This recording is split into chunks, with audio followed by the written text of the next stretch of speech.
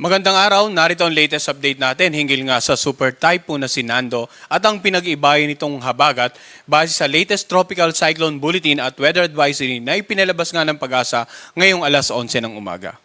So unang-una, makikita po natin na sa Doppler radar ng Pag-asa dito sa Aparis Station ay nakikita na nga yung sentro ng bagyong Sinando ay patuloy na kumikilos patungo dito sa may bandang Babuyan Island. At dito naman sa ating latest satellite imagery, makikita natin yung malawak na kaulapan na dala ng bagyong Sinando ay umaabot hindi lamang sa Northern Luzon kundi maging ilang bahagi ng Central Luzon. Kanina alas 10 ng umaga, ang mata ng super typhoon na Sinando ay tinataya nating nasa layong 110 kilometers na lamang ang layo silangan ng Calayan, Cagayan. Taglay pa rin ito ang lakas ng hangin, umabot hanggang 215 kilometers per hour, malapit sa gitna. At yung pagbugso ng hangin naabot hanggang 265 kilometers per hour. Sa kasalukuyan, kumikilos ito pakanluran sa bilis naman na 20 kilometers per hour. Inaasahan nga natin na ngayong araw ay magla-landfall ang bagyong Sinando dito nga sa may bandang dulong Hilagang Luzon. Samantala, dito naman sa kanlurang bahagi ng gitna ng Katimugang Luzon, ng Visayas at ilang bahagi ng Zamboanga Peninsula, makikita po natin yung mga kaulapan na dulot nga ng pinag-ibayong habagat or southwest monsoon. Ano nga ba inaasahan natin pagkilos ng bagyong Sinando in the next 24 hours as well as in the next 3 to 4 days? So sa pinaka-latest forecast track po natin, ayon sa latest Tropical Cyclone Bulletin number 22, makikita po natin yung tinatayang location kaninang alas 8 ng umaga. At mamayang gabi nga, inaasahan natin na yung sentro or yung mata ng super typhoon na Sinando nakalagpas na ng Babuyan Group. And then bukas ng umaga, in the next 24 hours, sinaasahan natin itong tuluyan ng lalabas ng ating Philippine Area of Responsibility. So, ang critical, gaya ng binabanggit natin ng mga nagdaang press briefing po natin, yung ngayong araw, sapagkat, yun nga, sa pagitan ng 12 to 5 in the afternoon, inaasahan natin na tatawirin at tuluyan ng lalagpas yung sentro ng Super Typhoon Nando dito sa may bandang extreme northern Luzon area. Pansinin natin yung area probability, no? Either dito sa Babuyan Island or Calayan Island, tumama or sa karagatan sa paligid ng maliliit na isla nito. Ganun pa man, ilang araw na tayo nabibigay abiso na dapat maganda po yung mga kababayan natin, no? Hindi lamang sa mga lugar na tatamaan or dadaanan ng sentro, kundi sa mga lugar na may wind signal na babanggitin naman natin maya-maya. Sa darating na Miyerkules ng umaga, inaasahan natin na nandito na siya halos sa coastal waters, southern part ng China. So malayo na sa anumang bahagi ng ating bansa. At sa darating naman na Huwebes ng umaga, ay halos nandito na siya sa may bandang approaching the eastern seaboard of Hanoi, Vietnam. So kung titingnan natin all throughout the forecast period, yung talagang critical na pagkilos ay yung ngayong umaga hanggang bukas ng umaga. Ano-ano nga ba yung mga lugar na may wind signal? Ulitin natin ang wind signal. Ito po yung nagpapakita ng posibleng lakas na hangin na pwedeng maranasan sa inyong lugar. Sa ngayon po yung naka-highlight ng purple, itong Babuyan Island ay under Tropical Cyclone Wind Signal number 5. Ibig sabihin yan, ang lakas ng hangin na lagpas pa ng 185 kilometers per hour ay posibleng maranasan dito sa mga nabanggit nating lugar. Wind signal number 4 naman, ang lakas ng hangin mula 118 to 184 kilometers per hour, posibleng maramdaman sa southern portion ng Batanes, dito sa northern portion ng mainland Cagayan, at northern portion ng Ilocos Norte. Wind signal number 3 naman sa mga areas na naka-highlight ng orange, from 89 to 117 kilometers per hour, lakas ng hangin, posibleng maranasan sa natitirang bahagi ng Batanes, central portion ng mainland Cagayan, northern and central portion ng Apayao at natitirang bahagi ng Ilocos Norte. Wind signal number 2, ang lakas ng hangin mula 62 hanggang 88 kilometers per hour, pwedeng maranasan dito nga sa mga areas na naka-highlight ng yellow. Natitirang bahagi ng mainland Cagayan, sa buong Isabela, sa natitirang bahagi ng Apayao, sa lalawigan ng Abra, Kalinga, Mountain Province, Ifugao, northern portion ng Benguet, northeastern portion ng Nueva Vizcaya, Ilocos Sur at northern portion ng La Union. Sa areas na naka-highlight naman ng light blue, wind signal number 1 po sa Quirino, natitirang bahagi ng Nueva Vizcaya at ng Benguet, natitirang bahagi ng La Union, sa lalawigan ng Aurora, Nueva Ecija, Bulacan, Tarlac, Pampanga, Zambales, northern portion ng Quezon kasama ang Pulilo Island. So habang lumalayo tayo sa sentro ng bagyo, ay mapapansin natin yung mga wind signal medyo bahagyang humihina ang mga hangin na pwedeng maramdaman. Pero ganun pa man po, basta po may wind signal, dapat handa po tayo. Ilang araw tayo nabibigyan ng abiso. Hopefully, sa mga oras na pinapanood po natin ito at nagla-livestream po tayo ng ating weather report, ay nasa mga matitibay na lugar na po tayo. For example, mga bahay na nasa matataas na lugar or nasa evacuation center tayo para may iwasan yung peligro na dala ng malalakas na hangin. Lalong-lalo po sa lugar may signals number 5 to 3, 5, 4, and 3 sapagkat yung lakas ng hangin doon talagang mapaminsala. Pwedeng makapagpatumba ng mga puno. Pwedeng makapag-uproot, matanggal sa pagkakaugat yung mga ilang halaman or puno.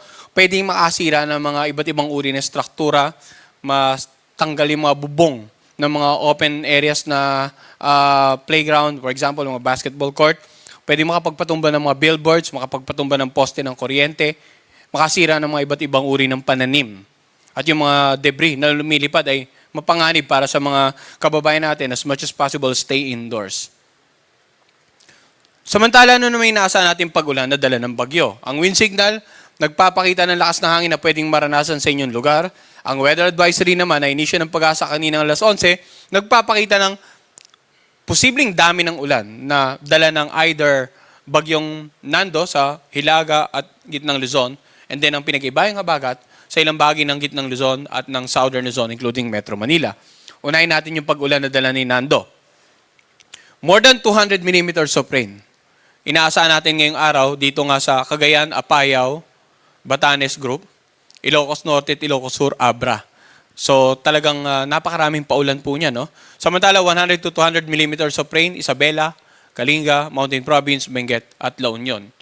50 to 100 millimeters of rain naman sa mga lugar na naka-highlight ng yelo, Ifugao, Nueva Vizcaya, Pangasinan, Tarlac, Zambales, Pampanga, Bulacan, Nueva Ecija. Mga pag-ulan na dulot ng bagyo, mga pag-ulan naman na dulot ng habagat, inaasahan natin 100 to 200 millimeters of rain, Occidental Mindoro. The rest na nakikita po natin naka-highlight ng yellow, including Metro Manila, 50 to 100 millimeters of rain. So paalala natin, no, unahin natin mga lugar na may wind signal. Sa dami ng paulan na inaasahan po natin, hopefully, nasa matataas na po kayo. Nakalikas na po kayo sa matataas na lugar o nasa evacuation center na kayo sapagkat inaasahan po natin na magdudulot ito ng pagbaha. Yung mga pag-ulan na dala ni Nando sa mga low-lying areas, sa mga areas na malapit sa gilid ng ilog at posibleng pagguho ng lupa sa mga areas na malapit sa paanan ng bundok. Yung mga areas sa paligid ng ilog, posibleng sa dami ng ulan, umapaw yung tumaas yung water level at umapaw, or yung outflow mula sa mga ilog ng karatig lalawigan na inulan ay pumunta sa inyong lugar. So yun po yung dalawang senaryo na dapat maging alerto tayo, lalong-lalo yung community malapit sa tabing ilog. And of course, yung mga lugar na flash flood at landslide prone area, nakalagay rin po yan sa mga hazard map na naka-distribute, and hopefully may copy po ang yung local government at saka local DR officials para maging gabay sa kanilang disaster preparedness and mitigation measures sa inyong lokalidad.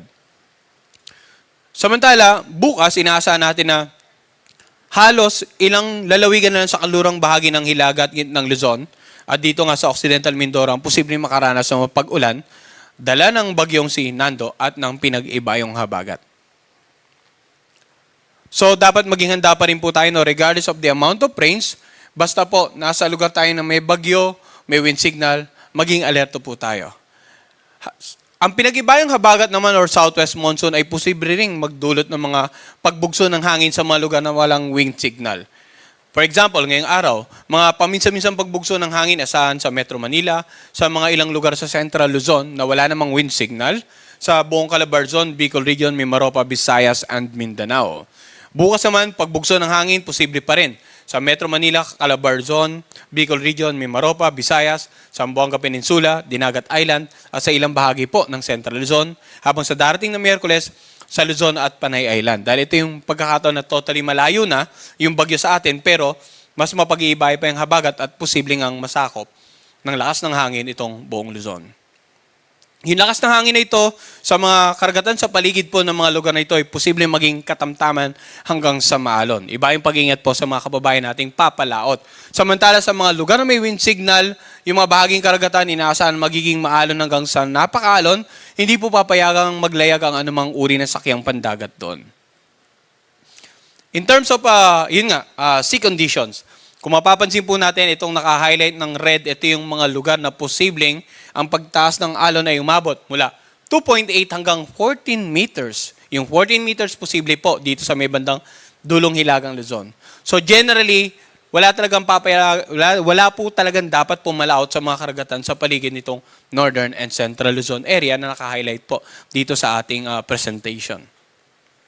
At in terms of storm surge or yung daluyong, dahil sa paparating na bagyo, taas ng daluyong, posibleng umabot ng 3 meters sa mga coastal areas ng Batanes, Cagayan at Ilocos Norte, mula 2.1 hanggang 3 meters naman sa mga coastal areas ng Cagayan, dito sa eastern section, Ilocos Norte, western section, at sa buong Ilocos Sur.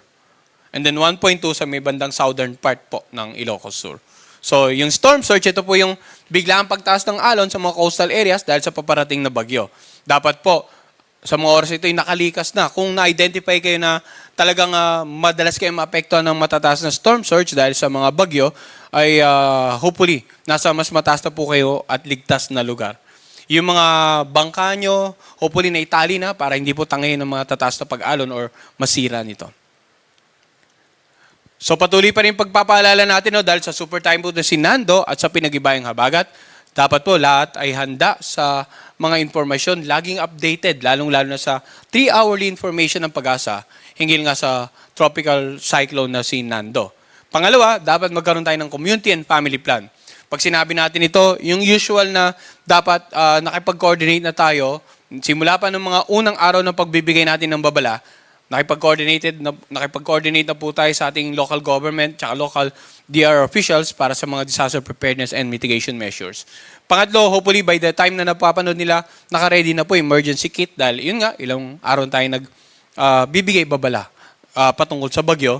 At pangapat, hopefully, nakalikas na po kayo sa mga mas ligtas na lugar, may tinakdang evacuation center.